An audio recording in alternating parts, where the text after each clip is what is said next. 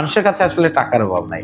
আপনি একটা উদ্যোগ নেন এবং মানুষ যদি আপনার সেই উদ্যোগের পরে আস্থা রাখতে পারে, মানুষ টাকা দেবে। আপনারা তো স্টুডেন্ট থেকে পাঠিয়ে দিচ্ছেন আইএলটিএস করে স্যার, আপনারা যাচ্ছেন না কেন স্যার? মূলত আমি লয়ার হলে আসলে আমি টিচিং জবটা আসলে বেশি বেশি পছন্দ। আসলে আমি অনেক সময় মজা করে বলি যে আমি হচ্ছি by choice a teacher, by chance a উপস্থাপক। এখন মনে করেন সফল উদ্যোক্তাদের পডকাস্ট খালি দেখলেই আসলে যে সফলতা চলে আসবে তা না। খুব কাছ থেকে দেখতে হবে যে কি কি ঝুঁকিগুলো আছে। আর এখন তো আসলে ইন্টারনেট রিসোর্সের অভাব নাই। তো আপনি আসলে প্রচুর স্টাডি করেন, হুটহাট করে কিছুতে না শুরু করে প্রচুর স্টাডি করে তারপরে একটু আসতে হবে। আমি তো কোনোদিন কাউকে এটা বলিনি, কোনোদিনই হয়তো বলিনি। আপনার অনুষ্ঠানে প্রথমবার হয়তো বললাম। আসসালামু আলাইকুম, সবাইকে স্বাগতম আমাদের বিজনেস আড্ডায়। আজকে আমরা বিজনেস আড্ডায় অতিথি হিসাবে আমরা পেয়েছি অ্যাডভোকেট খালেদ চৌধুরী স্যারকে। স্যার কেমন আছেন আপনি?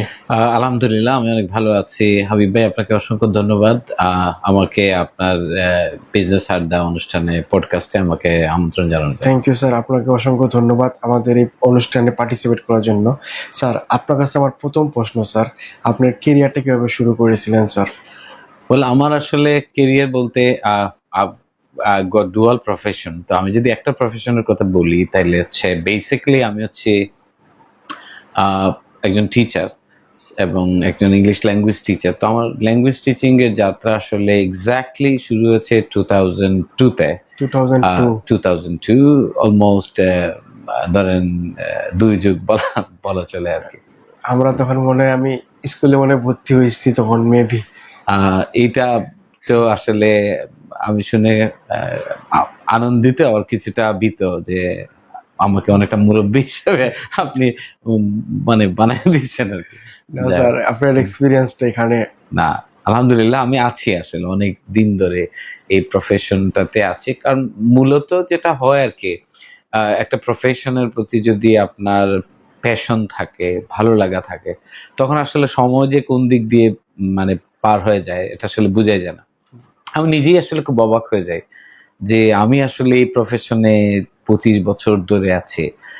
মাঝে মাঝে আমার কাছে এই সংখ্যাটা অনেক বেশি আনন্দিত করে, আবার অনেক সময় নিজেও অবাক হয়ে যায়। আসলে একদম অনেস্ট ফিলিং এর কথা বলছি। বুঝতে পারলাম। আচ্ছা স্যার, 2002 সালে আপনি কিভাবে শুরু করেছিলেন এটা? শুরু আসলে প্রতিষ্ঠানের সঙ্গে নাকি? না, এটার পেছনে আসলে একটা ছোট গল্প আছে।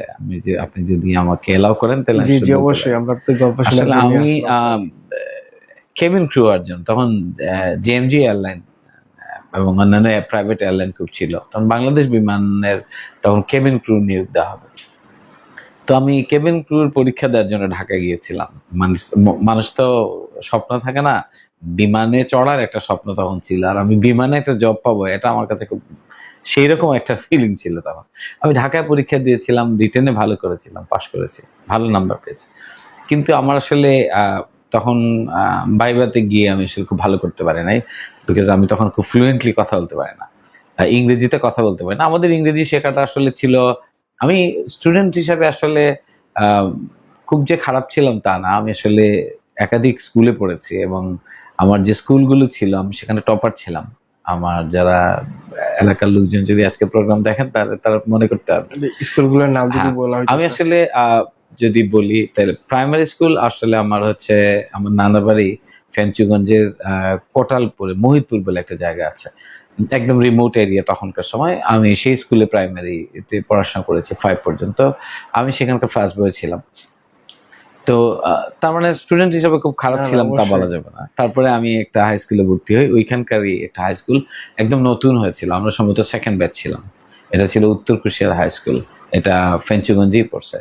সেই স্কুলে আমি 6 পড়েছি। 7, 8 পড়ার পরে আমার কাছে মনে হয়েছে যে আমি আরেকটু মানে অন্য কোনো স্কুলে, ওখানকার টিচাররা আন্তরিক ছিলেন, তারা আমাকে আসলে রাখতে চেয়েছিলেন।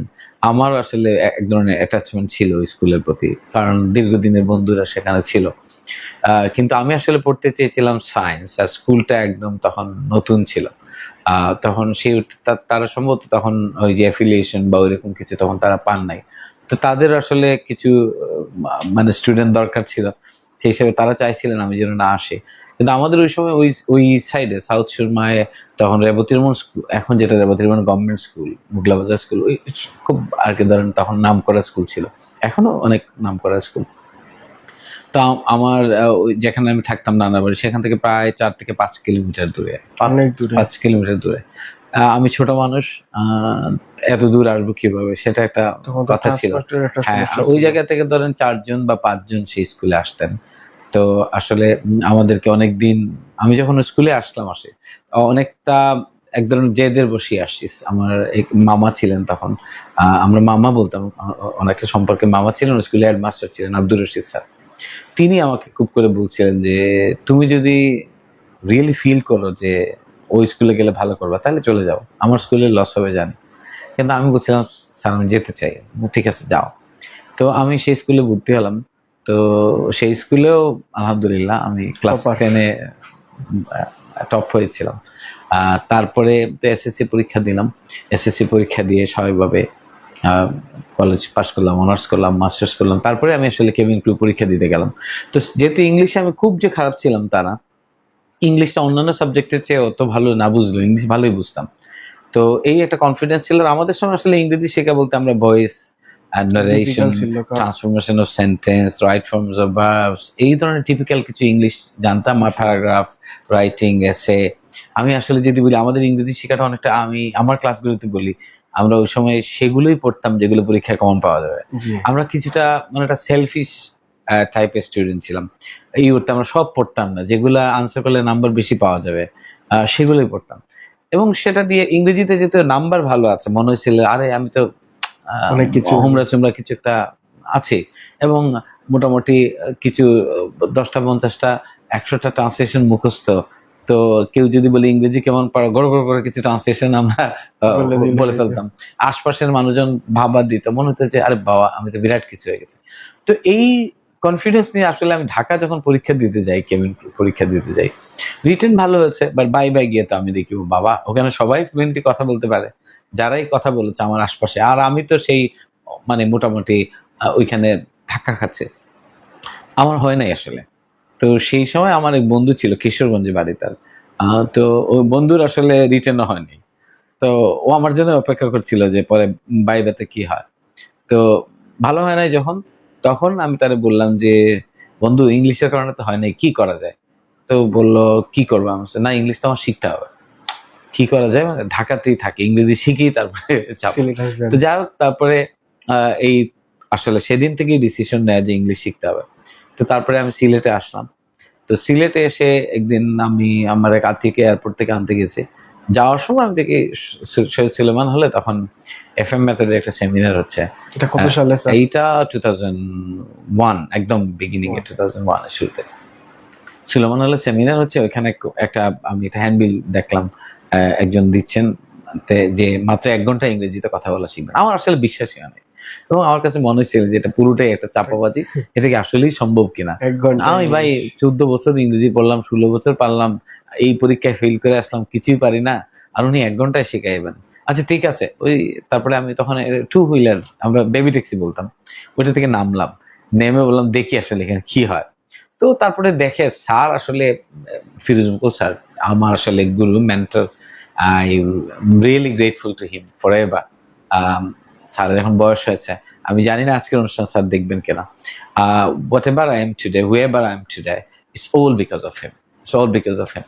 এই মানুষটা আমার লাইফের একটা টার্নিং পয়েন্ট আসলে, উনি বলতে পারি আমি এটাকে। আমি এটা আমার বন্ধুদের সাথে সবসময় শেয়ার করি, এটা আমার স্টুডেন্টদের সাথে শেয়ার করি। তো স্যারের কিছু কথা আমাকে খুব আসলে টাচ করেছে। মূলত আমাকে কনফিডেন্স দিয়েছে যে না তুমি আগে পারো নাই, তার কারণ তোমার কাছে তখন টেকনোলজি ছিল না, তোমার কাছে তখন স্ট্র্যাটেজি ছিল না, তোমার কাছে সেই রাইট অ্যাপ্রোচ ছিল না, মেথড ছিল না, এখন আছে, তুমি ট্রাই করে দেখো। আমার কাছে মনে হচ্ছে যে না আমার দিদি হবে। এবং তারপরে আমি সাহস বাড়ছে। কোর্স করলাম, কোর্সে জয়েন করলাম, স্যারের সাথে কথা বলে কোর্সে জয়েন করলাম। কোর্সে জয়েন করার পরে আমার মনে হয় এই গল্পটা বেশি লম্বা হয়ে যাচ্ছে না। না না আচ্ছা, কোর্সে জয়েন করলাম। কোর্সে জয়েন করার পরে আমার কাছে মনে হইলো যে বাকি 8-10 জন বন্ধুর চেয়ে আমি খারাপ করছি না। এবং কিছুদিন পরেই সুলেমান হলে একটা ডিবেট কম্পিটিশন হয়েছিল। আমার অনেক বন্ধুরা এখন ইংল্যান্ডে আছে, তারা সেই ডিবেট কম্পিটিশনে পার্টিসিপেট অংশ নিয়েছিল। কেউ শাস্ত্রের ছিল, কেউ এমসি কলেজের ছিল। এবং ওইখানে যারা আমরা কোর্স করতাম, FM মেথডে কোর্স করতাম তারা, কিন্তু আমি সেখানকার বেস্ট স্পিকার ছিলাম। যে আমার টিম হেরে গিয়েছিল, বাট সামহাও নর্মালি যেটা হয় যে উইনার টিম থেকেই চ্যাম্পিয়ন হন, কিন্তু যে কোনো কারণেই হোক আমি লুজিং ক্যাপ্টেন ছিলাম, কিন্তু আমারটা খুব অ্যাপ্রিসিয়েট করেছিলাম। তখন আমার কাছে মনে হচ্ছিল যে না, আমাকে দিয়ে ইংলিশ হবে আসলে। তো তারপরে কোর্স শেষ করতে করতে আমার কাছে অফার চলে আসলো যে do you like to be a teacher in English language. আমার কাছে তখন মনে হচ্ছে এটা কি বলে, আমি তো আসলে আমি এতটা মানে এখনো শিখি নাই, হ্যাঁ কিভাবে টিচিং এ যাবো। তখন আমার একজন টিচার ছিলেন, জিয়া স্যার নাম, এখন ইনি ইংল্যান্ডে আছেন। ওনার বাড়ি সিলেট, তখন তিনি FM মেথডে GM ছিলেন। তখন তিনি বলছিলেন তুমি যদি আসলে টিচিং এ আসো তাহলে অনেক কিছু শিখতে পারবা, কারণ এখানে অনেক ধরনের ট্রেনিং পাবা। আর তখন FM মেথড আসলে খুবই জনপ্রিয় ছিল একদম শুরুর দিকে। তাদের টিমও সেরকম ছিল যে তুমি এইসব লোকদের সাথে যদি উঠা বসা করো অনেক কিছু শিখতে পারবো, বাট তোমাকে যেটা করতে হবে, তোমাকে সিলেট ছাড়তে হবে, তোমাকে ঢাকা যেতে হবে, স্যাক্রিফাইস করতে হ্যাঁ। হবে। তা আমার বন্ধু বান্ধব যারা ছিল সিলেটে, যে আমরা উপশহরে থাকতাম, তারপর যাও। তারপরে গেলাম ঢাকা, মোহাম্মদপুরে থাকতাম, মোহাম্মদপুরে থাকতাম। আর হচ্ছে এই FM মেথডে তখন অফিস ছিল ফার্মগেটে আসলে টিচার ট্রেনিং এ জয়েন করলাম। অনেক লম্বা মানে ওয়েটিং লিস্ট ছিল, সেখান থেকে আমাদেরকে 20 বা 22 জনকে সিলেক্ট করা হলো, এবং লাকিলি আমি সেই ব্যাচে টপার ছিলাম। মানে ট্রেনিং এ যারা খুব ভালো পারফর্ম করেছেন, আমার অনেক বন্ধু বান্ধব ফ্রেন্ড লিস্টে আছেন, আজকে হয়তো দেখবেন। আমি সেই ট্রেনিং এ একদম উপরের দিকের একজন ছিলাম। তো স্যার তখন আমাকে বললেন যে ঠিক আছে, তুমি you are going to be selected as a teacher. তখন আমাদের একটা সিস্টেম ছিল যে ইয়ে করা যাবে না, যার বাড়ি যে ডিস্ট্রিক্টে সেখানে যাওয়া যাবে না। তখন FM মেথডে তখন 12টা বা 16টা ক্যাম্পাস ছিল। আপনার স্যার তখন অনুভূতিটা কেমন লাগছিল? আমি আসলে আমার তো টু বি অনেস্ট, আমি যখন কোর্স করা শুরু করছি তখন আমার টিচার আমাকে বলেছেন যে you got a very good chance to be a teacher. আমি তখন আগেই তো এটা জেনে ফেলছি যে আমি ভালো করলে টিচার হতে পারবো। আর তখন আসলে আমরা যেটা করতাম, আমার কাছে তখন ছিল যে আমি যখন ওই প্রাইভেট টিউশনে করতাম, আমরা যে মেসে থাকতাম, তো প্রাইভেট টিউশনে করতাম। তো প্রাইভেট টিউশনে করলে 1টা বা 2টা করতাম। তখন হচ্ছে কারণ আমার বাড়ি আসলে অনেক দূরে, তো শহরে তো আসলে পড়াশোনা করতে গেলে, MC কলেজে পড়াশোনা করতে গেলে মেসে থাকতে হবে বা হোস্টেলে থাকতে হবে। হোস্টেল বিভিন্ন কারণেই তো আপনি জানেন, পলিটিক্যাল অনেক ঝামেলা আছে, এখন ওখানে লিঙ্ক থাকতে হয়, তাছাড়া আরো অনেক ঝামেলা আছে, এবং সিটগুলো আসলে সবাই চাইলেও সেখানে থাকতে পারে না। তো আমরা আমরা তখন উপশহরে মেসে থাকতাম। তো আমরা আসলে একদম লোয়ার মিডিল ক্লাস ফ্যামিলি থেকে আসা, তো পুরো সাপোর্ট আসলে ফ্যামিলি থেকে নেওয়া আসলে difficult, very difficult to be honest.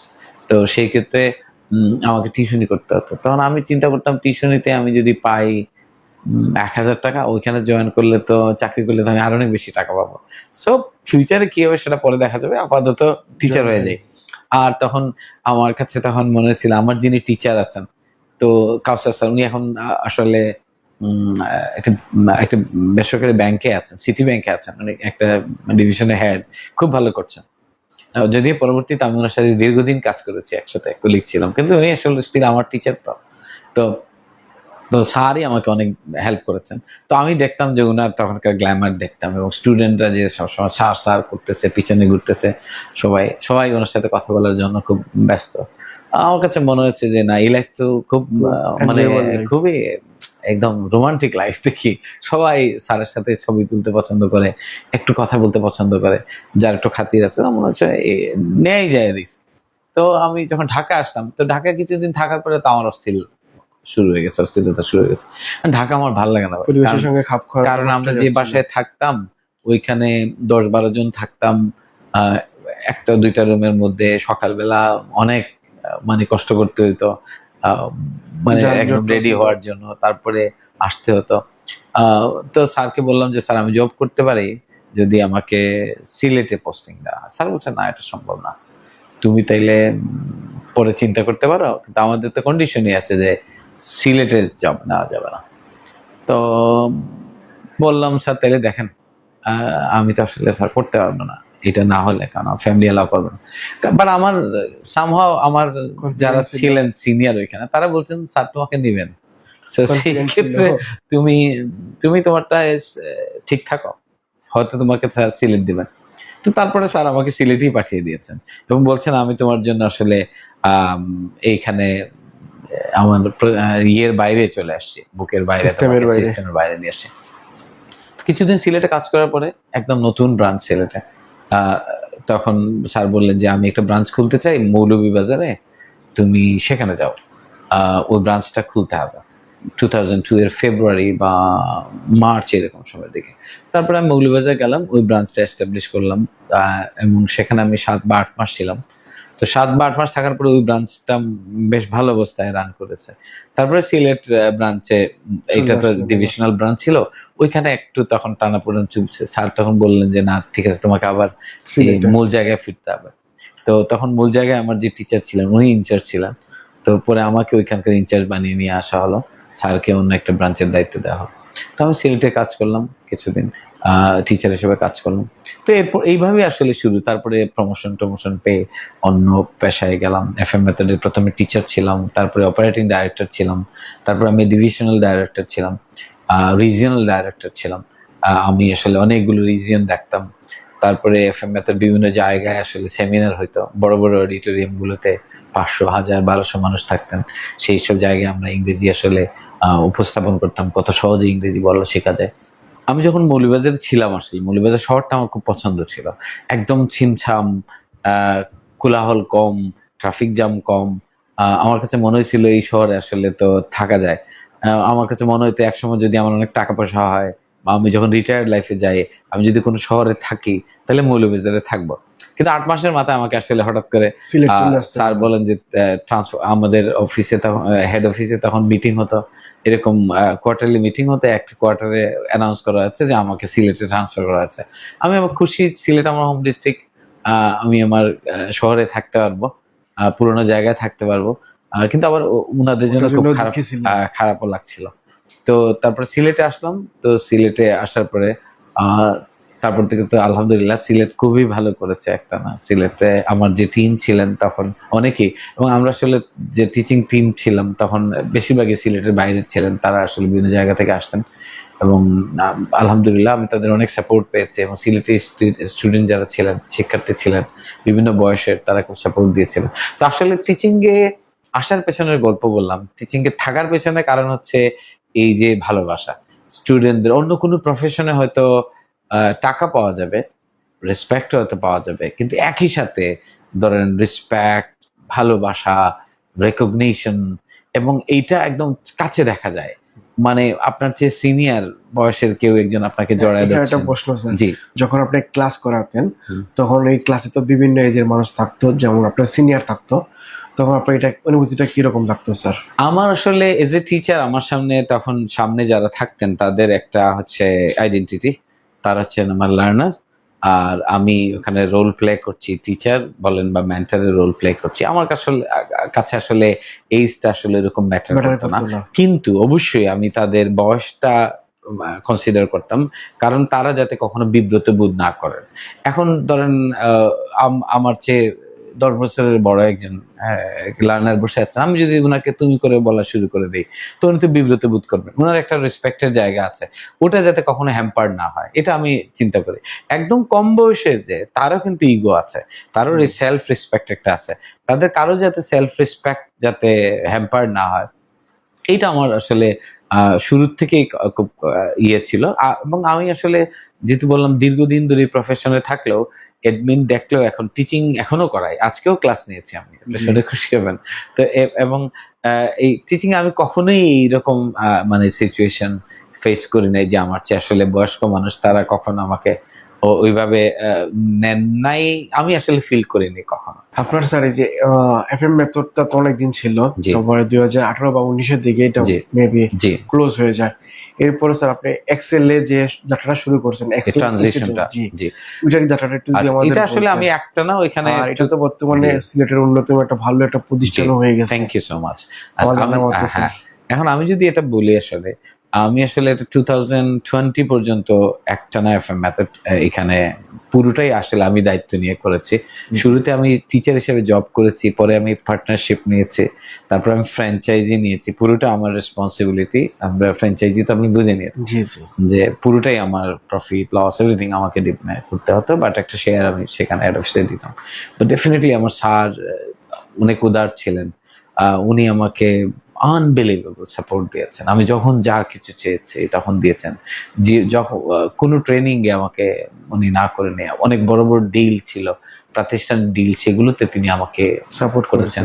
আমরা বাংলাদেশ টেলিভিশনে প্রোগ্রাম করতাম, সেই প্রোগ্রামগুলোর সাথেও স্যার করতেন, কিন্তু এগুলোর প্ল্যানিং সবকিছু স্যার করতেন, বাট সেখানে আমাদের সবসময় তিনি আমাদের মানে কি ওপিনিয়ন গুলোকে অত্যন্ত গুরুত্ব দিতেন। এবং আমি তো আসলে ব্র্যান্ডিং এর কাজ করতাম বাংলাদেশের সব বড় বড় সবগুলো ডিস্ট্রিক্টে।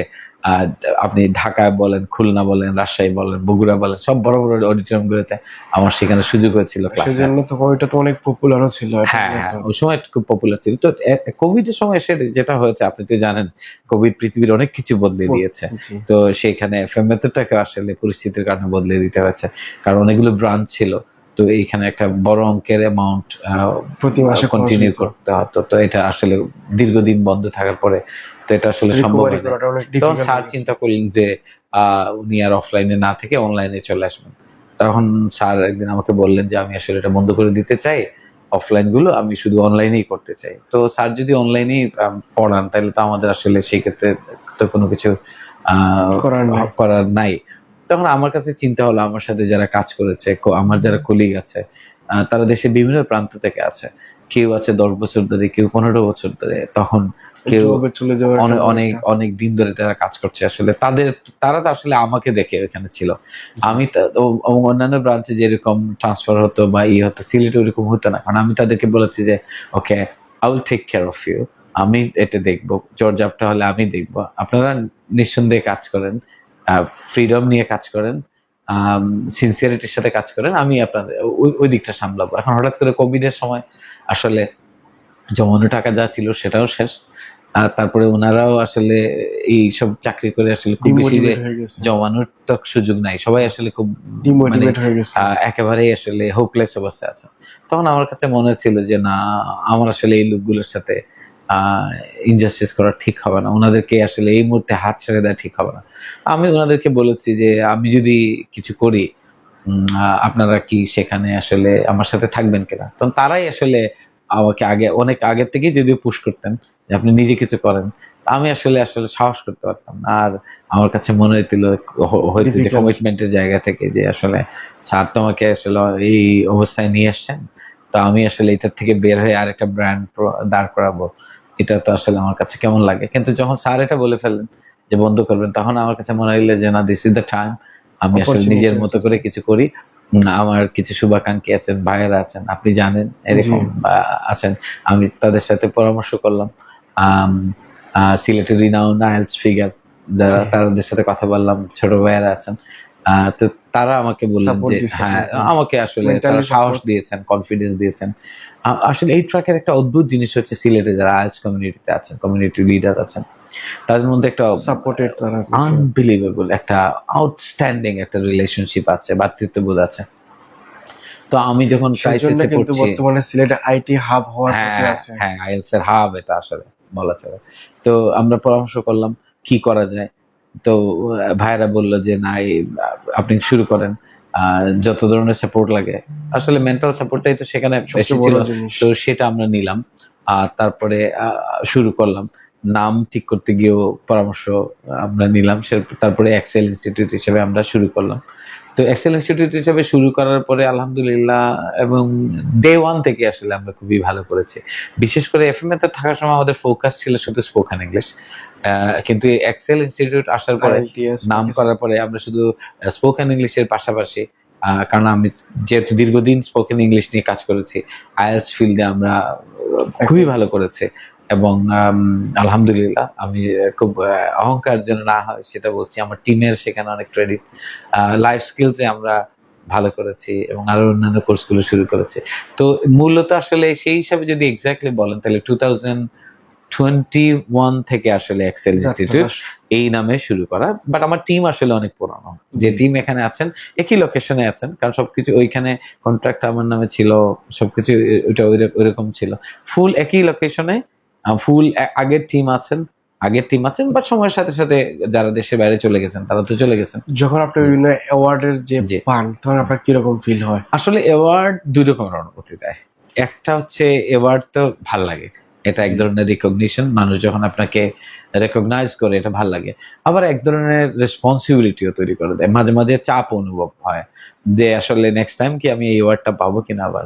আর এটা তো আসলে এই অ্যাওয়ার্ডের পেছনে তো আমি একা দায়ী না, একা আসলে ডিজার্ভ করি না, আমার পুরো টিম আসলে, আমিও তো সবার পক্ষে তো এখানে আনতেছি, কিন্তু আসলে পুরো টিম তো দায়ী, পুরো টিমের আসলে ক্রেডিট, দায়ী না বলে আমরা বলবো পুরো টিমের ক্রেডিট। তো এটা আসলে একবার চিন্তা করলে মনে হয় যে অনেক বেশি রেসপন্সিবল করে তোলে, যদি এটা আসলে বুকিশ কথা সবাই বলে, কিন্তু আমি আসলে জেনুইনলি ফিল থেকে বলছি। অ্যাওয়ার্ড ভাল লাগে, বাট আমি আসলে সবসময় আমি এটা ফিল করি যে আমার দায়িত্বটা কি সেটা আমি বুঝি। আমি ভাই টিচার মানুষ, আমার টিচিংটা ভালো করে করতে হবে। মানুষ একটা বড় আশা নিয়ে আসে, তার জীবনের গতিপথ পরিবর্তন করতে চায়, একটা পজিটিভ চেঞ্জ করতে চায়, সেই জায়গায় আমি একটু যদি আসলে একটু হালকা ইনফ্লুয়েন্স যদি রাখতে পারি, তাহলে সেটা আমার জন্য খুব মানে একটা বড় কিছু তৈরি করে। আমি আসলে খুব বড় কিছু না হয়, আমি যদি তাদের লাইফে কিছু একটা ইম্প্যাক্ট তৈরি করতে পারি, আমি আসলে সেটাতে বেশি ফোকাস করি, এইটাতে একটু ভ্যালু অ্যাড করতে চাই সেটাতে। তো ভাল লাগে, অ্যাওয়ার্ড পেলে ভাল লাগে।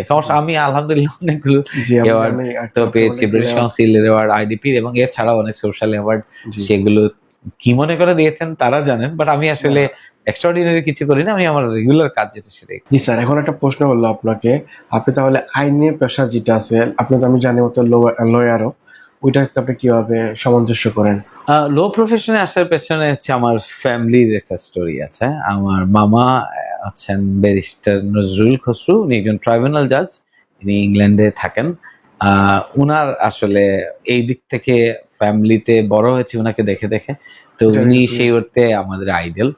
আমি উনাকে একদম ছোট থেকেই দেখে আসছি। উনি আসলে কখনোই টাকার পেছনে ছোটেন না, মানুষের জন্য কাজ করেন, এবং হিউজ এক্সপেরিয়েন্স এবং নলেজ। তো উনি আসলে ব্যারিস্টার এবং জাজ। তো আমার ওনার সেই প্রফেশনের গ্ল্যামার এবং ওনার পার্সোনালিটি আমাকে মুগ্ধ করেছে আইন পেশায় আসার পেছনে। পাশাপাশি হচ্ছেন আমার এক চাচা, সিলেট এক মুক্তিযোদ্ধা ছিলেন, তিনি সিলেটের জিপি ছিলেন, আব্দুল মুকিত চৌধুরী। তো আমরা আসলে সবসময় উকিল চাচা বলতাম, সবসময় ওনার বাসায় যেতাম। তো আমার কাছে মনে হইতে, হ্যাঁ, এটা একটা অনুপ্রেরণা ছিল। তারপরে আমার আপন ভাই, সে আইনজীবী সিলেট কোর্টের, আমার ভাইয়ের বউ আইনজীবী। তো সেই হিসাবে হচ্ছে বাসায় সবসময় আমার ছোট ভাই ল গ্রাজুয়েট, পোস্ট গ্রাজুয়েট। তো একমাত্র সবাই আমার মনে হলো যে অনেকদিন পরে টিচিং এর পরে মনে হলো যে আমি কেন চেষ্টা করি না। এখন আমার অফিসে যারা কাজ করতেন টিচার, তারা অনেকেই দেখছি পাশাপাশি ইভিনিং ব্যাচ গুলো করে, তারা লয়ার হয়ে গেছেন। তো আমার কাছে মনে হলো ওয়াই নট, আমি একবার ট্রাই করে দেখি। তো আমি আসলে ভর্তি হলাম, এবং লিডিং ইউনিভার্সিটিতে ভালোভাবেই আসলে কোর্স শেষ করেছে, একদম উপরের দিকেই আমি সেখানে স্কোর করেছে। তো যখন ল গ্রাজুয়েশনটা নিলাম, পাশাপাশি কত সালে স্যার? এইটা মেবি 2011 এর দিকে এসে মনে হলো যে ল প্রফেশন শুরু করি। এটা কোর্স শেষ করার পরে তখন আমাদের বার কাউন্সিলের পরীক্ষা একটু লম্বা সময় নিয়ে হয়তো 2 বছর 3 বছর পরে হয়তো। তো যেহেতু আমি প্রাইভেট ইউনিভার্সিটি থেকে করেছি, তো প্রাইভেট ইউনিভার্সিটি থেকে করার কারণে সবাই খুব টেনশনে যে আসলে বার কাউন্সিলের পরীক্ষায় কেমন কি হয়। আর যেহেতু আমি আসলে ফুল টাইম টিচার, তো আমি সময় দিতে পারবো না, তখন আসলে আমি একটা সিলেটে একটা প্রতিষ্ঠান আছে যারা আসলে যারা এই অ্যাডভোকেটশিপ পরীক্ষায় প্রস্তুতি নেন, তারা আসলে এটা এই সেন্টারটা রান করেন। আমি সেখানে গেলাম, এবং যতদূর আমার মনে হয় আমি যখন মডেল টেস্টটা শেষ করি, আমি লাস্ট এক্সাম আমার সম্ভবত ছিল 97 আউট অফ 100, 96 অথবা 97, মোটামুটি তখনই কনফার্ম এইরকম ছিল। একাধিক 90 আপ আমি একাধিকটায় পেয়েছি। আমার যারা বন্ধু বান্ধব আছে তারা মনে করতে পারে এটা, যে আমি আসলে শুরুর দিকে খুব কনফিডেন্ট ছিলাম না, বাট কোনো কিছুতে সিরিয়াসলি চেষ্টা করলে আসলে মনে হয় যে হয়। তো আমি এখানে মনে হলো যে মডেল টেস্টে যখন খুব ভালো করা শুরু করলাম, তো স্যাররা তখন অ্যাপ্রিশিয়েট করলেন। তো মনে হলো যে না আমার তো হয়ে যাবে। তা পরীক্ষা দিলাম, ফার্স্ট চান্সই হয়ে গেল। আমাদের সাথের অনেকেরই হয় নাই, বাট আমার হয়ে গেল। কিন্তু এরপর থেকেই তো ধরেন লিগ্যাল প্র্যাকটিস, ল প্রফেশনে বিভিন্ন সেক্টর আছে, ওগুলোতে কাজ করছি আসলে। তো মূলত আমি লয়ার হলে আসলে আমি টিচিং জবটা আসলে বেশি পছন্দ করি, এবং ল প্রফেশনে আমি যার নাম না নিলে আসলে অন্যায় হবে। তিনি হচ্ছেন আমার সিনিয়র অ্যাডভোকেট রেজাউল করিম চৌধুরী। সিলেটের ধরেন ক্রিমিনাল ল প্র্যাকটিসে সিলেট যে বার যে কয়েকজন স্টার লয়ার পেয়েছেন তার মধ্যে তিনি একজন। আমার সৌভাগ্য হচ্ছে ওনার সাথে সরাসরি কাজ করার। আমার উনি একদম ইন্টিমেশন সিনিয়র ছিলেন। উনি আসলে খুব কম মানুষকেই ইন্টিমেশনে মানে জুনিয়রশিপে নেন। আমি খুব লাকি যে আমি বলতে উনি বলছেন ঠিক আছে তুমি আমার সাথে করো। আমি কিছুদিন ওনার সাথে কাজ করেছি, আমার খুবই ভালো লাগছে। এখনো মানে আমি দেখা করি ওনার সাথে, এবং সিলেট বারের কিছু যাদের আইনজীবীদের সান্নিধ্যে আমার থাকার সুযোগ হয়েছে, তো তারা আমাকে খুব সাপোর্ট করেছে।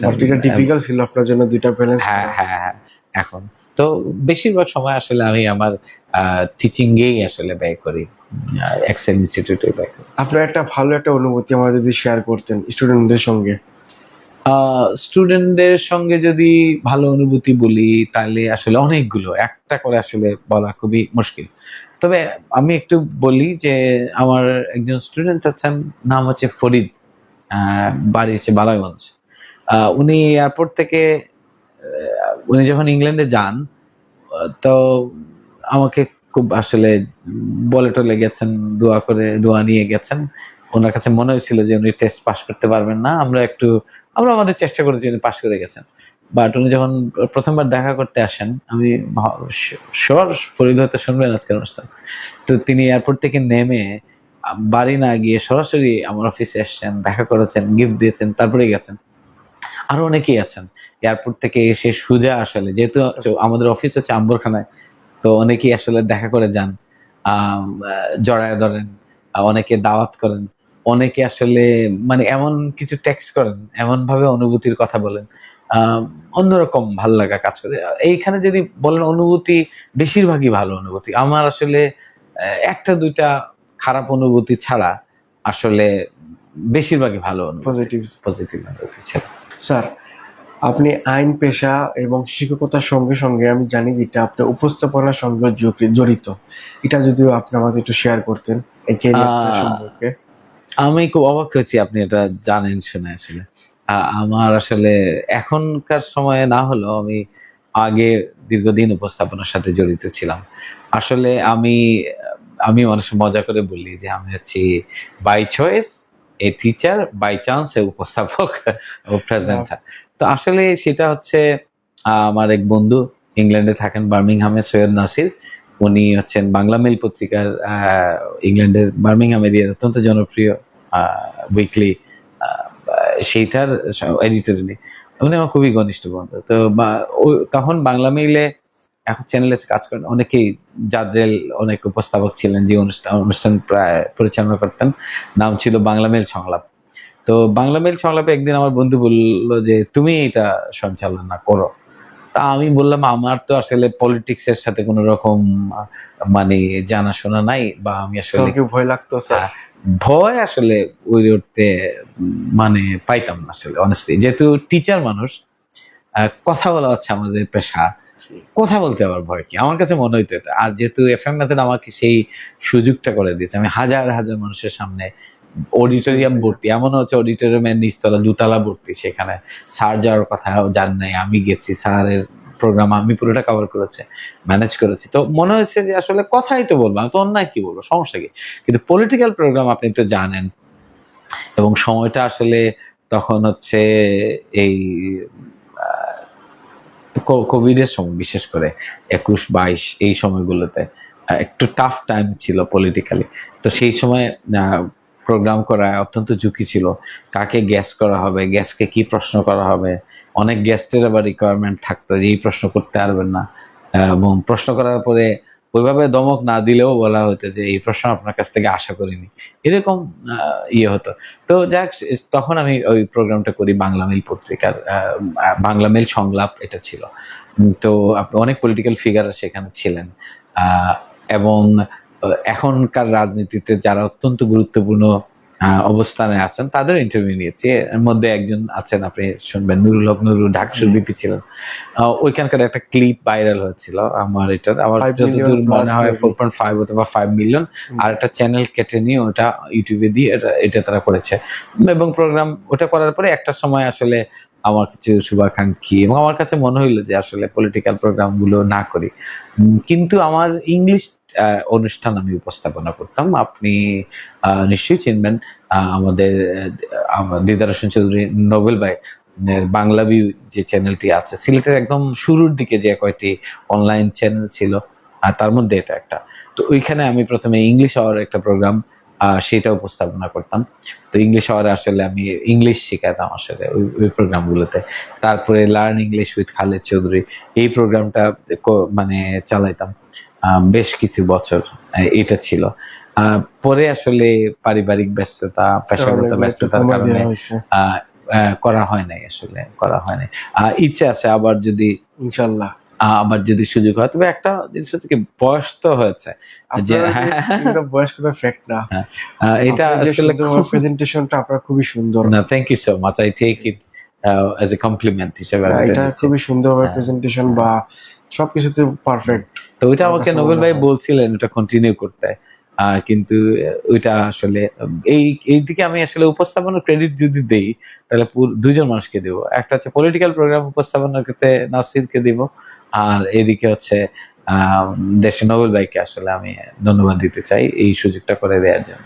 আপনার একটা প্রশ্ন যেটা হচ্ছে, আপনি তো একজন উদ্যোক্তা, যেহেতু আপনি একজন একটা প্রতিষ্ঠান ক্রিয়েট করেছেন বলতে গেলে, এক্সেল ইনস্টিটিউট।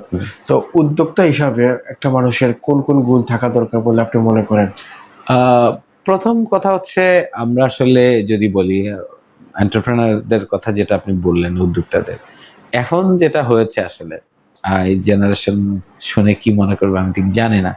তো উদ্যোক্তা হতে গেলে তো অনেকগুলো গুণ থাকার আগে প্রথম যেটা জিনিস হচ্ছে, আসলে আপনি যে বিষয়েই আপনি উদ্যোক্তা হতে চান সেটা বিষয়ে আসলে একটু স্টাডি করা দরকার, পড়াশোনা করা দরকার, এটা দখল থাকা দরকার। ইউ হ্যাভ সাম মানি, আপনার কিছু টাইম আছে, আপনি একটা উদ্যোগ নিয়ে নিলেন, তাইলে দেখা যাবে যে এটা আসলে দিন শেষে এটা আসলে কাজ করে না, তখন হতাশাই হয়। আমাদের ট্র্যাকেই দেখি ইংলিশ ল্যাঙ্গুয়েজ টিচিং এ আমরা যখন নতুন কেউ আসে আমরা ওয়েলকাম করি, কিন্তু আসলে খুব ঝুঁকির মধ্যে আমরা চিন্তা করি যে উনি তো অনেকটা ঝুঁকি নিয়েছে, কদিন পরে দেখি তারা আসলে আর এই ট্র্যাকে থাকতে পারছেন না, তখন নিজের কাছেও খারাপ লাগে। তো উদ্যোক্তা হিসেবে যদি অনেকগুলো গুণের কথা বলেন, প্রথম কথা হচ্ছে পড়াশোনা জানা থাকতে হবে। সংশ্লিষ্ট একাডেমিক পড়াশোনার কথা বলছি না আমি, যে বিষয়টাতে উনি উদ্যোক্তা, উনি যদি একটা গরুর ফার্ম দেন, তাহলে যাতে উনি পশুপালন সম্পর্কে ওনার পড়াশোনা করা থাকে, প্রাতিষ্ঠানিক না থাকলেও যাতে প্র্যাকটিক্যাল এক্সপিরিয়েন্স থাকে। তারপরে আরেকটা জিনিস হচ্ছে ঝুঁকি নেওয়ার মতো মানে সাহস থাকতে হবে, ঝুঁকি থাকতে হবে, আর হচ্ছে অদম্য মনোবল থাকতে হবে। আর অন্যদেরকে এই সেক্টরে যারা আসলে সফল তাদেরটা আসলে ফলো করতে হবে। এখন মনে করেন সফল উদ্যোক্তাদের পডকাস্ট খালি দেখলেই আসলে যে সফলতা চলে আসবে তা না, খুব কাছ থেকে দেখতে হবে যে কি কি ঝুঁকিগুলো আছে। আর এখন তো আসলে ইন্টারনেট রিসোর্সের অভাব নাই, তো আপনি আসলে প্রচুর স্টাডি করেন, হুটহাট করে কিছুতে না শুরু করে প্রচুর স্টাডি করে তারপরে এটুকু আসতে হবে, আমি এটুকু মনে করি। তাহলে পড়াশোনা, তারপর হচ্ছে আর্থিক এটা তো ব্যাপার আছে যেখানে আসলে আর অনেস্টির কথা যেটা বলছি, এটা ছাড়া আসলে ভালো উদ্যোক্তা যায় না। আপনার কোনো ধরনের আসলে ফিনান্সিয়াল এবিলিটি নাই, বাট আপনার অনেস্টি আছে, মানুষ আপনার পেছনে টাকা ইনভেস্ট করবে, মানুষের কাছে আসলে টাকার অভাব নাই। আপনি একটা উদ্যোগ নেন এবং মানুষ যদি আপনার সেই উদ্যোগের পরে আস্থা রাখতে পারে, মানুষ টাকা দেবে। মানুষ টাকা আসলে কোনো ফ্যাক্টর না। পড়াশোনা জানা থাকতে হবে, ঝুঁকি নেওয়ার থাকতে হবে, আর হচ্ছে উদ্যোক্তা হচ্ছে যার ফারসাইটনেস থাকতে হবে। 5 বছর পরে কি হবে এটা যদি উদ্যোক্তা বুঝতে না পারে, তাহলে উনি উদ্যোক্তা কিসের উদ্যোক্তা? উনি যদি মানে প্রতিদিন এভরিডেটা চিন্তা করে কালকে কি হবে সেটা বলতে পারে না, তাইলে আসলে ওইটুকু অ্যাটলিস্ট ওইভাবে তো আসলে বলা যায় না, কিন্তু ওনার আসলে ক্যালকুলেশনটা ওইরকম করে থাকতে হবে, ভিশন একটা থাকতে হবে যে কোন জায়গায় যেতে হবে, কোন জায়গায় যেতে যায়। আরেকটা জিনিস আমার মতে ধৈর্য, যে অফকোর্স ধৈর্য ছাড়া তো আসলে কোথাও কিছু করা যাবে না। আমার দেখা মতে আর কি ম্যাক্সিমাম আর কি অনেকে উদ্যোক্তা হয় কিন্তু ধৈর্যের অভাবের কারণে কিছুদিন চেষ্টা করার পরে পিছনে চলে যায় ধৈর্যের অভাবে। ধৈর্য ছাড়া আসলে একজন স্টুডেন্টেরও ধৈর্য দরকার, স্টাডিতে ধৈর্য দরকার, বিজনেসে ধৈর্য দরকার, উদ্যোক্তা হিসেবে ধৈর্য দরকার, সংসার জীবনে কিন্তু ধৈর্য থাকতে হবে প্রতিটা ক্ষেত্রে ধৈর্য ছাড়া এটা আসলে এটার কোনো বিকল্প নাই। স্যার আপনি তো সেলটার ফাউন্ডার ছিলেন, তো সেলটার আর কি শুরুর গল্পটা যদি আমাদের বলতেন বা এটার প্রেক্ষাপটটা কি ছিল? আচ্ছা, আপনি হয়তো জানেন যে সেলটা জিনিসটা কি, তো অডিয়েন্স হয়তো একটু কনফিউজ হয়ে যাবে যে আসলে সেলটা জিনিসটা কি। তো সেলটা বলতে আমরা যেটা বলছি এটা হচ্ছে সিলেট ইংলিশ ল্যাঙ্গুয়েজ টিচিং বা মানে টিচিং ইনস্টিটিউটস অ্যাসোসিয়েশন সেলটা। সিলেটে যারা লিডিং আইএলটিএস টিচিং সেন্টার গুলো আছে তাদের একটা কমন প্ল্যাটফর্ম হচ্ছে সেলটা। তো আমরা আসলে দেখি সব কমিউনিটিতেই আসলে সবার মধ্যে একটা কমিউনিটি আছে। তো ইংলিশ ল্যাঙ্গুয়েজ টিচিং সেন্টারগুলোর মধ্যে একটা সময় আমরা দেখলাম যে এই কমিউনিটিটা আসলে গড়ে ওঠে নাই, এমনি হচ্ছে ব্যক্তিগত ভাবে একজনের সাথে আরেকজনের যোগাযোগ আছে, একে অন্যের বিপদে পাশে দাঁড়াচ্ছেন। তখন আমি সুলতান, আপনি জানেন হ্যাক্সাসের জিন্দাবাজারের কর্ণধার, আমার অত্যন্ত কাছের মানুষ, ছোট ভাই সুলতানের সাথে আমার কথা হলো। তো সুলতান এবং আমি মূলত আমরা দুজনেই প্রথমে এটা নিয়ে চিন্তা করলাম যে এটা একটা প্ল্যাটফর্ম তৈরি করা যায়, এবং নূর এবং আরো অনেকে এখানে শুরুর দিকে খুব সাপোর্ট দিয়েছেন। তো আমরা মনে করলাম যে আসলে আমরা একটা কমন প্ল্যাটফর্ম তৈরি করি, যেখান থেকে আমরা আসলে সেন্টারগুলোকে যতটুকু সম্ভব মনিটর করবো, একটা ডিসিপ্লিনের মধ্যে নিয়ে আসবো, যাতে আসলে স্টুডেন্টদের দিক থেকে কোনো কমপ্লেইন না থাকে, কিছু হইলে যাতে অ্যাটলিস্ট একটা গার্ডিয়ানশিপ আমরা রাখতে পারি। এবং দেখা যায় যে অ্যাডমিনের সাথে আমাদের অনেক সময় বিভিন্ন বিষয় নিয়ে কথাবার্তা বলতে হয়, তো এককভাবে আসলে কথা বলা সেটা একটু মুশকিল। তো যদি কমন প্ল্যাটফর্ম থাকে, আপনার ভয়েসটা অনেক স্ট্রং থাকে, তো সেই হিসাবে আমরা আসলে করেছি। এবং আলহামদুলিল্লাহ সিলেটের 95% ইনস্টিটিউট সেই সেলটার মধ্যে আছে। এখন আমি 5 বছর সেটার প্রেসিডেন্ট ছিলাম, গত বছর ইলেক্টেড হয়েছেন সুলতান স্যার এটার প্রেসিডেন্ট। আমরা খুবই লাকি যে তিনি এটার দায়িত্ব নিয়েছেন। আমার সময় তিনি একটা জেনারেল সেক্রেটারি ছিলেন, তো তিনি দীর্ঘদিনের এক্সপেরিয়েন্স, তিনি এটা এখন কন্টিনিউ করছেন। তো এখন হচ্ছে এটাতে সুবিধা যেটা হচ্ছে, নতুন যারা আসছেন তারা এসে সিনিয়রদের পরামর্শ পাচ্ছেন, গাইডলাইন পাচ্ছেন যে কিভাবে এটা করবেন, এই সুবিধাটা পাচ্ছেন। তাছাড়া হচ্ছে যাতে কোনো ধরনের ইরেগুলারিটিজ না হয়, সেটাও কিন্তু সেলটার মাধ্যমে যতটুকু সম্ভব এটা করা হচ্ছে। তারপরে হচ্ছে আমরা যাদের সাথে ডিরেক্টলি কাজ করি, ব্রিটিশ কাউন্সিল এবং আইডিপি, আমাদের বিভিন্ন রকম ইস্যু থাকে তাদের সাথে, তো সেগুলো আমরা আসলে একটা কমন বডি হিসেবে তাদের সাথে সেলটার থ্রুতে এটা করতে পারি। এবং আমরা অনেক এডুকেশন ফেয়ার করেছি, আইএলটিএস এর রোড শো করেছি সেলটার মাধ্যমে। তো এটা আসলে সেলটার কারণে সম্ভব হচ্ছে। এবং সিলেট না, বাংলাদেশেই সম্ভবত এরকম প্রতিষ্ঠান প্রথম। এবং যারা অন্যান্য জায়গার আমাদের যারা কলিগরা আছেন, এই ফিল্ডের উদ্যোক্তা আছেন, তারা খুব অবাক হয়ে যান যে আপনারা আসলে সারাদিন তীব্র প্রতিযোগিতা করেন, কিন্তু দিন সাথে একসাথে আপনারা চা খান, একসাথে আড্ডা দেন, একসাথে ট্যুরে যান, দেশে বিদেশে ঘুরেন। তো এটাই সিলেট, এটাই অনুভূতিটাও আলাদা, এটা অন্যরকম, ইটস এ ডিফারেন্ট ফিলিং, আমি আপনাকে বলবো আর কি। আপনাদের এই উদ্যোগের জন্য কিন্তু সিলেট আইএলটিএস হাব হওয়ার পথে কিন্তু অনেক দূর এগিয়ে গেছে আমার মনে করি। এটা আপনি ঠিকই বলেছেন। এখন সিলেটকে আসলে বলা হয় যে আইএলটিএস এর একটা হাব হয়ে গেছে সিলেট। একটা সময় আমরা মনে করতাম যে ঢাকা সম্ভবত সব সার্ভিসের বেস্ট জিনিসটা ঢাকায় পাওয়া যাবে। আলহামদুলিল্লাহ এখন মানুষ মনে করে যে আইএলটিএস এর জন্য বেস্ট সার্ভিস সিলেটে পাওয়া যাবে। তো এটা আসলে সিলেটে এই ফিল্ডে যারা কাজ করেছেন, যারা সেন্টারের ওনার আছেন, টিচার্সরা আছেন, স্টুডেন্টরা আছেন, তাদের অপরিসীম পরিশ্রম আছে। এবং আল্লাহর রহমতে প্রতি সপ্তাহ থেকে শুধু আমার প্রতিষ্ঠান না, সব প্রতিষ্ঠানে কিন্তু সিলেটের বাইরের বিভিন্ন জেলার থেকে শিক্ষার্থীরা আসছেন শহরে, বাসা ভাড়া করে থাকছেন, মেস ভাড়া করে থাকছেন, এবং তারা ভালো রেজাল্ট করছেন এবং তারা খুবই ভালো ফিডব্যাক দিচ্ছেন। So it's a good sign, Sylheti স্টুডেন্টরাও তাহলে কম্পিটিশন পাচ্ছে, কম্পিটিটিভ একটা অ্যাটিটিউড সবার মধ্যে গড়ে উঠছে, এটা ভালো লক্ষণ। আচ্ছা, বর্তমানে তো প্রচুর পরিমাণ স্টুডেন্ট উচ্চশিক্ষার জন্য বাইরের দেশে পাড়ি জমাচ্ছে, আপনি কি এটা কিভাবে মূল্যায়ন করছেন? আমি আসলে এটাকে ইতিবাচক ভাবে দেখি। আপনি যদি বলেন আমি আসলে বা আমরা দেশের সামগ্রিক অবস্থা যদি আপনি যেমন ওয়াকিবহাল, আমিও তেমনি ওয়াকিবহাল। আমরা জানি এখানে আসলে কি হতে, মানে সামনে এদেশের শিক্ষার্থীদের ভবিষ্যৎ বা কর্মসংস্থানের কি ব্যবস্থা আছে। তো সেই হিসাবে মোটামুটি সচ্ছল ফ্যামিলিতে যারা আছেন তারা চিন্তা করেন যে যেভাবেই হোক দেশের বাইরে যদি একটা ডিগ্রি নেওয়া যায় তাহলে তাদের যেমন কর্মসংস্থানের সুযোগও হবে, ডিগ্রি পড়াশোনা হবে, কর্মসংস্থানের সুযোগও হবে, এবং সামহাও এখানে তারা পিআর বা এখানে থেকে যাওয়ার একটা ব্যবস্থার সুযোগ হবে। সব ফ্যামিলিরই এখন এটা আসলে স্বপ্ন। এটাকে আপনি শুধু সিলেটের না বলে সারা বাংলাদেশের বলতে পারেন। বাংলাদেশের সব জায়গা থেকেই যাচ্ছে। হ্যাঁ, একটা সময় সিলেট থেকে বেশিরভাগ স্টুডেন্ট শুধু ইংল্যান্ড যেতেন, আমরা যেটাকে লন্ডন বলি আর কি, যে লন্ডন তো আসলে না, সব জায়গায় সব শহরেই যাচ্ছেন, ইংল্যান্ডে যেতেন। এখন আরো অনেকগুলো ডেস্টিনেশন আছে, আপনি শুনে খুবই খুশি হবেন। বাংলাদেশ এখন অস্ট্রেলিয়ার অ্যাসেসমেন্ট লেভেল 1-এ আছে। এটার মানে হচ্ছে প্রচুর সংখ্যক ভিসা কিন্তু সামনের দিনগুলোতে বাংলাদেশিরা পাবেন, বাংলাদেশিরা অস্ট্রেলিয়ান ভিসা, স্টুডেন্ট ভিসা পাবেন। তারা অনেক বেশি ট্রাস্ট করবেন। আগে যেখানে লেভেল 3 ছিল, পরে লেভেল 2, এখন লেভেল 1 আছে বাংলাদেশ। তো মোটামুটি একটা আইএলটিএস ভালো স্কোর হলে তারা কিন্তু অস্ট্রেলিয়া পড়তে যেতে পারেন এবং সেখানে কর্মসংস্থানের সুযোগ আছে। আপনি আরো অনেকগুলো দেশের কথা শুনলে অবাক হবেন। মোটামুটি একটা স্কোর হলে খুবই কম পয়সায় কিন্তু সাউথ কোরিয়া যাওয়া যাচ্ছে। স্টুডেন্টরা কিন্তু অন্যান্য ডেস্টিনেশন যাচ্ছে, কানাডা যাচ্ছে, ইউএসএ যাচ্ছে, হাঙ্গেরি যাচ্ছে, সুইডেন যাচ্ছে, ডেনমার্ক যাচ্ছে। সো স্টুডেন্টদের কাছে এখন অনেক বেশি অপশন, শুধুমাত্র ইংলিশের একটা স্কিল থাকলেই কিন্তু অনেক কিছু। তো আমি এখন মনে করি যে এটা মিলিয়ন ডলারের মানে টাকার ভ্যালু ক্রিয়েট করছে আইএলটিএস এর একটা সার্টিফিকেট, আইএলটিএস এর একটা স্কোর। আপনারা তো স্টুডেন্ট থেকে পাঠিয়ে দিচ্ছেন আইএলটিএস করে, স্যার আপনারা যাচ্ছেন না কেন স্যার?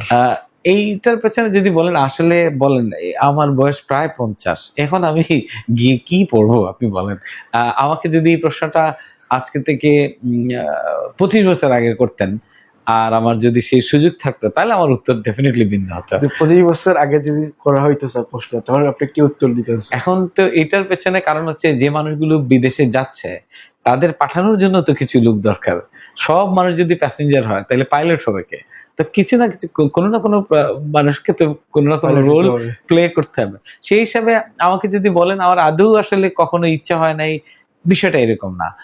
আমি যদি একদম শুরুর দিকের কথা বলি তাহলে আসলে আমার সেই ফাইন্যান্সিয়াল ক্যাপাসিটি ছিল না শুরুর দিকে। তারপরে এই জন্য আমি দেশে প্রফেশন বেছে নিয়েছি। একটা সময় এখনকার লাইফ আমি অনেক বেশি এনজয় করি, যে কারণে আমি আসলে এখন বাইরে যাই আবার নতুন করে পড়াশোনা করা, সেটেল করা এটা সম্ভব তো আসলে সম্ভব না। বাট আপনি হয়তো জানেন যে আমি ঘুরতে ভালোবাসি, অনেক দেশ ঘুরি। তো আমরা দেখি সার্বিক অবস্থা, আল্লাহর দুনিয়া কেমন, কতটা সুন্দর, এটা দেখি ভাল লাগে। তো এখন আসলে বয়সের কারণে এখন যদি বলেন আপনি যাচ্ছেন না কেন, তাহলে উত্তর হচ্ছে বয়সের কারণে যাচ্ছি না। আর 25 বছর আগে উত্তর দিলে, প্রশ্ন করলে উত্তরটা হয়তো এক কথাই ছিল। মেইন জিনিসটা ছিল আপনার আজকে দেশে নিয়ে কিছু করার একটা ইচ্ছা, এটা is the main fact sir. হ্যাঁ, সেটা ওইভাবে বলতে পারেন। আরেকটা কারণ হচ্ছে একদম পারিবারিক কারণ হচ্ছে, আসলে আমি আমার বাবা মার কাছে থাকতে চাই। আমরা আসলে 3 ভাই 1 বোন। আমার ছোট বোনটা থাকে হচ্ছে অস্ট্রেলিয়াতে, আমার একদম ছোট ভাই সেও ইউএসএ চলে যাবে, আর আমার এক ভাই আছে, আর আমি। তো আমার আসলে সবসময় মনে হতো যে ভাই বোনরা বাইরে চলে যাক, কিন্তু আমার মা বাবা আল্লাহ যে কদিন আমাদের সাথে ওনাদের হায়াত রাখেন, আমি তাদের সাথে থাকতে চাই। কারণ আমি চাই না যে শেষ বয়সে তারা আসলে আমিও তো কোনোদিন কাউকে এটা বলিনি, কোনোদিনই হয়তো বলিনি। আপনার অনুষ্ঠানে প্রথমবার হয়তো বললাম যে এই জন্য আমি আসলে দেশে থাকতে চাইছি। আমার এটা একদমই আসলে, যদি আপনি বলেন 100% উত্তর দেন তাহলে সেটাই উত্তরটা ছিল। এই কারণে আমি থাকতে চাই।